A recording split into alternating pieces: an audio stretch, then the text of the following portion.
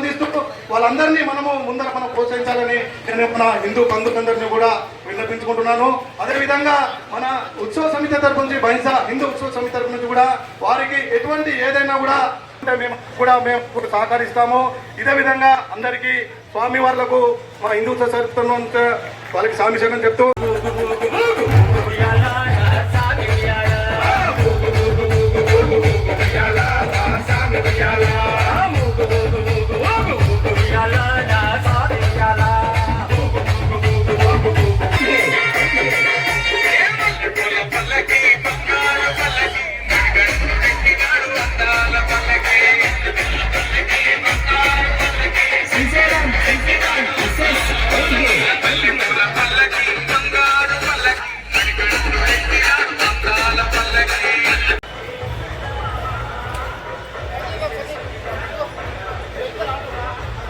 ఓం శ్రీ స్వామి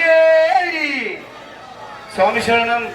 ఇది అయ్యప్ప స్వామి ఆరట్టు ఉత్సవం. స్వామి మన అయ్యప్ప స్వామి ఆలయ విగ్రహ ప్రతిష్టాపన నవంబర్ 6 నాడు జరిగింది.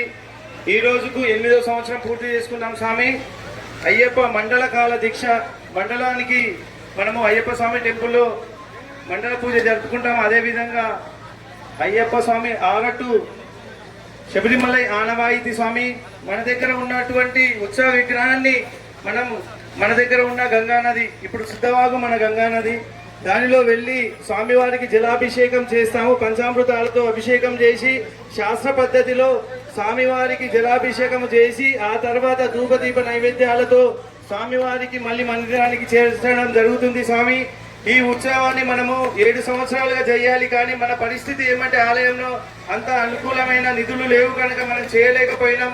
కానీ ఈ రోజు బైన్సా పట్టణంలో ఉన్న స్వాములందరూ సహకరిస్తా అంటే ఈ కార్యక్రమాన్ని మొదలు పెట్టుకున్నాం. స్వామి మనం అయినా మంచి విజయవంతంగా ఈ రోజు మంచి విజయం సాధించాం. స్వామి అలాగే మనకు అడుగడుగున ఇప్పుడు ఉత్సవ సమితి వాళ్ళు మనకు స్వాగతం పలికిండ్రు. అదే విధంగా బట్టిగల్లి వాసులు మన మున్నూరు కాపు సంఘం వాళ్ళు కూడా మంచి పెద్ద ఎత్తుననే స్వాగతం పలికిండ్రు. స్వామి వీళ్లకు ఇదే విధంగా మేము ప్రతి సంవత్సరము డిసెంబర్ 17 నాడు ఈ ఉత్సవం కంటిన్యూ ఉంటుంది. స్వామి ఇదే విధంగా మాకు ప్రతి సంవత్సరం మీరు స్వాగతం పలకాలని నేను మనసారా కోరుకుంటున్నాను. స్వామి అదే విధంగా స్వామి అయ్యప్ప స్వామి మందిరం ఉన్నది విషయము బైన్సా పట్టణంలో 70% స్వాములకు తెలియదు. స్వామి ప్రజలకు కూడా తెలియదు. ఆలయానికి మీరందరూ స్వామి మనం ప్రతినిత్యం మనం ఏ విధంగా ఈ బైన్సా పట్టణంలో మనము ఉంటున్నామంటే మన మధ్యన మన ప్రత్యర్థి మతం అనేది మనం ప్రతినిత్యం చూస్తూనే ఉన్నాం. వాళ్ళు ప్రతి వారానికి ఒక్కరోజైనా వాళ్ళ ప్రార్థనా స్థలానికి వెళ్తారు. కానీ మనం కలుసుకునేది ఒకటి హనుమాన్ దీక్ష టైంలో, అయ్యప్ప దీక్ష టైంలో, లేదంటే గణపతుల ఉత్సవాలు, దుర్గామాత ఉత్సవాలు అప్పుడే. స్వామి దయచేసి ప్రతి ఒక్క హిందువుకు నేను ఒకటే కోరుతున్నా. స్వామి మనము ప్రతినిత్యము ఏదంటే బ్రహ్మముహూర్తంలో లేచి మన ఇంటిలో దీపారాధన చేసుకుంటామో మనకు ఎలాంటి సంఘటన రాదు. స్వామి ఇది మన ధర్మం చెప్తున్నది. కానీ మనం లేచేది 8 గంటలకు, పండేది 12 గంటలకు. ఇది మానుకోవాలా. స్వామి మన ధర్మంలో తాగుడు తినుడు అనేది లేనే లేదు. ఇది ఎవరు పుట్టించిందంటే మన పక్క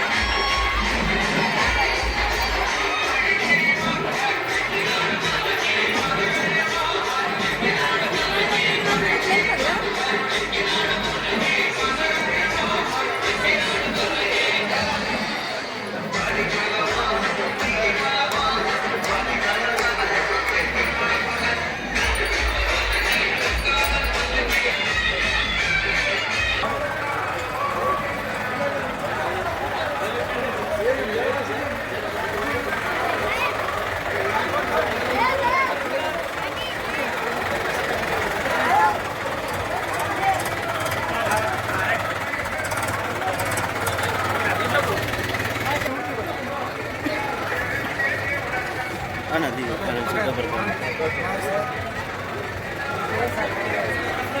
अच्छा है, कम चाहिए।